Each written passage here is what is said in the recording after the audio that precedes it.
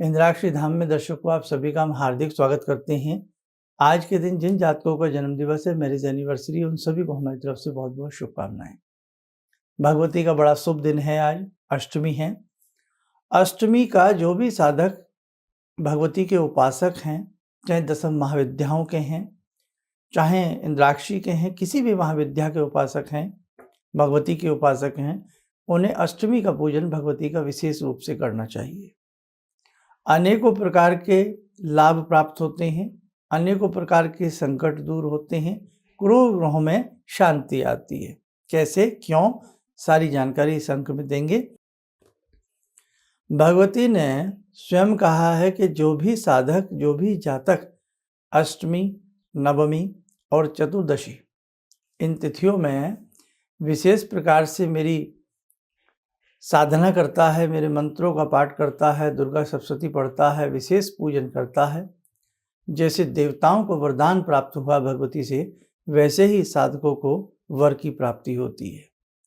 जिस मंदिर में, जिस घर में अष्टमी की बेला में भगवती की विशेष पंचोपचार, षोडशोपचार विधि से पूजा की जाती हो, भगवती का कोई भी यंत्र आपके घर में हो, चाहे अंबिका यंत्र हो, दुर्गा वीसा यंत्र हो, श्री यंत्र हो, कोई भी भगवती का यंत्र हो, उन यंत्रों को आय अष्टमी धूप दीप दे करके, गंगा जल का छींटा दे करके, साफ करके उनको तिलक लगाना चाहिए। बहुत अच्छा उससे लाभ की प्राप्ति होती है। आप नियम बना लें, शुक्ल पक्ष की अष्टमी और कृष्ण पक्ष की अष्टमी, दोनों अष्टमी में निवारण मंत्र की 11 माला किया करें। ऐं ह्रीं क्लीं चामुंडाई विच्चे, ऐं ह्रीं क्लीं चामुंडाई विच्चे। बहुत लोग मंत्र पढ़ने में कंफ्यूज हो जाते हैं कि इसको ऐंग पढ़ें या इसको हम ऐंग पढ़ें या इसको हम ऐम पढ़ें। तो ऐंग भी सही है और आप जो इसको ऐम पढ़ते हैं वो भी सही है, ठीक है। ऐम में जो है सरस्वती बसती हैं, ह्रीं में महालक्ष्मी बसती हैं और क्लीं में महाकाली बसती हैं। आप वैष्णो देवी जाते हैं, 3 पिंडियों के दर्शन होते हैं, सरस्वती, महालक्ष्मी, महाकाली, है ना। ऐसे ही इस मंत्र में तीनों पिंडियों के, तीनों भगवती के स्वरूपों के दर्शन होते हैं और तीनों भगवती का त्रिगुणात्मक पूजन आप करते हैं, आपको विशेष प्रकार के फल की प्राप्ति होती है। देखो साधकों, आपके अंदर अमृत है, ये आपको मानना पड़ेगा। साधु सन्यासी खेचरी मुद्रा लगा करके ब्रह्मरंध्र में जब अपनी जीभ को ले जाते हैं, वहीं से वो अमृत का रसपान करते हैं और हजारों वर्ष की आयु तक वो ऐसे ही रह सकते हैं। कहने का भाव, व्यक्ति के अंदर अमृत का कुंड है। व्यक्ति भगवान को जब चाहे बहुत अच्छे से उनको प्रत्यक्ष रूप से देख सकता है, लेकिन उसके तरीके होते हैं। दूध में मक्खन है, मानते हो, लेकिन ऐसे नहीं दिखता ना, तरीके से उसको जमाना पड़ता है, भिगोना पड़ता है, मथानी से उसको रड़कना पड़ता है, मक्खन तो निकलता है। इसीलिए हम भगवान के दर्शन कर सकते हैं, भगवान हमें दिख सकता है, लेकिन उसके लिए इस जिह्वा पे मंत्रों का घर्षण करना पड़ता है, मथानी की तरह, है। तो आप ध्यान रखना, आप जहाँ मर्जी जाइए, लेकिन जितने सुंदर तरीके से आप अपने भगवान को अपने मंदिर में पूज सकते हैं, उतना सुंदर तरीका कहीं नहीं हो सकता।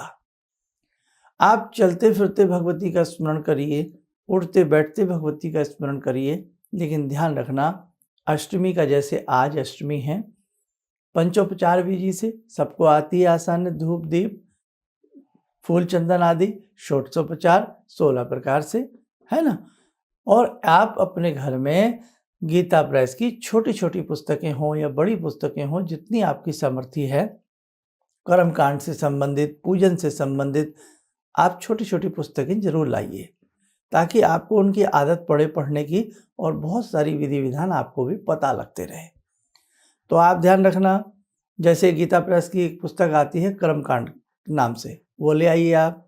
शांति कुंज के से ले आइए, कर्मकांड भास्कर परम पूज्य गुरुदेव ने लिखी है, उसमें हवन की विधि भी है और बहुत सारी बातें हैं।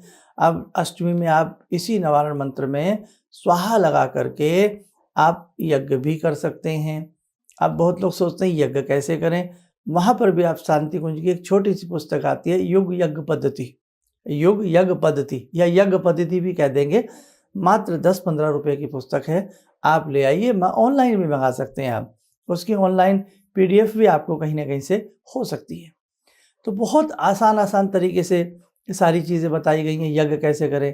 तो हम आज बात अष्टमी की कर रहे थे, तो मेरे साथ को अष्टमी के दिन, अष्टमी की बेला में जो भी साधक विधि विधान से जगदम्बा को पुकारता है, माँ दौड़ी चली आती हैं, सिंह के ऊपर आरूढ़ होकर के भगवती चली आती हैं। तो ध्यान रखना, आज अष्टमी का दिन है, आए अष्टमी, और कोशिश करें जैसे नवमी, अष्टमी, नवमी और चतुर्दशी 3 दिनों में भगवती का सुंदर तरीके से पूजन करके 11 मालाएं तो हर तीनों दिन में कर लें, या केवल अष्टमी को 11 माला नवारण मंत्र की करके भगवती को हलवे का भोग लगाया करें, चाहे आटे का हलवा भोग लगाएं या सूजी का हलवा भोग लगाएं।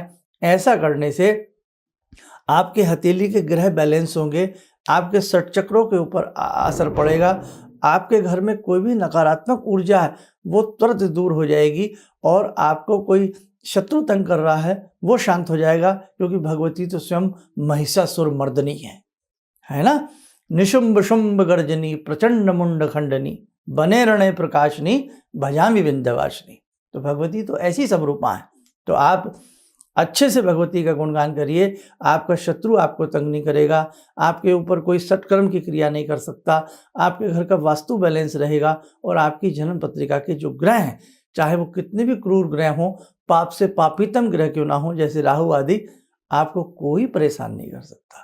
तो बस आज हमें आपको यही संदेश देना था अष्टमी की इस सुंदर बेला में। और 1 दिसंबर की तारीख है, और देखो साल का ये अंतिम महीना है, और कई बार मन में आता है कि पूरा साल निकल गया, हम कुछ नहीं कर पाए, तो अभी भी वक्त है बहुत कुछ करने का।